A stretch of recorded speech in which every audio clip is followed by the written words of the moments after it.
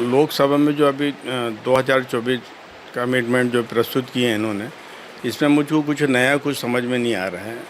जैसे वक्फ सर्वे धारा 4 के अनुसार जो वक्फ सर्वे किया जाना, वक्फ सर्वे कमिश्नर के द्वारा जो किया जाता है, उसका मूल बिंदु तो कलेक्टर के पास में ही रहता है। जो भी वक्फ संपत्ति का सर्वे है, वक्फ सर्वे कमिश्नर कलेक्टर के माध्यम से ही उसकी जांच करवाने के बाद ही वो राज्य शासन को भेजता है। उसी चीज़ को इसमें रिपीट किया गया है।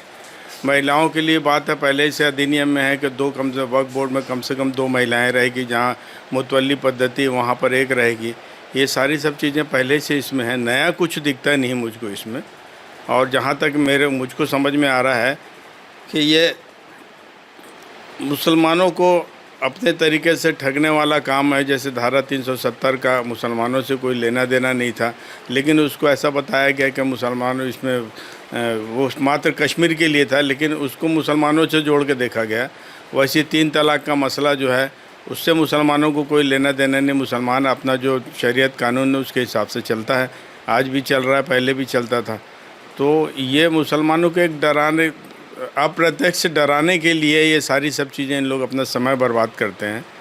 और मेरा अपना मानना है कि अगर कहीं भारतीय जनता पार्टी कोई संशोधन लाना चाहती है या कुछ बनाना चाहती है, तो वक्फ बोर्ड की तर्ज पे ये मठ बोर्ड का निर्माण करे। अगर कहीं ये हिंदुओं की सही अगर उनके लिए अच्छा से अच्छा सोचती है, तो वक्फ बोर्ड जैसी मठ बोर्ड का गठन करे। क्योंकि मठों में करोड़ों नहीं अरबों रुपए की संपत्ति है जो कुछ मठाधीश लोगों के कब्ज़े में है, जिसको संरक्षित और सुरक्षित करने की ज़रूरत है, जिससे उसके उस संपत्तियों के यूटिलाइजेशन से आम समाज को, जो गैर मुस्लिम समाज, उनको फ़ायदा मिलना चाहिए।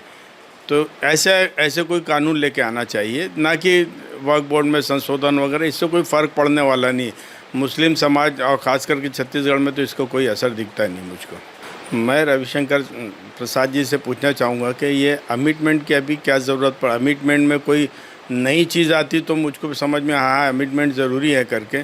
जो अभी जो प्रावधान देख रहा हूँ उसमें तो सारी वही की वही चीज़ें। संशोधन तो खैर होता है, 1954 में वक्फ एक्ट बना, 1995 में संशोधन हुआ, फिर 2013 में संशोधन हुआ, फिर अभी ये संशोधन हो रहे।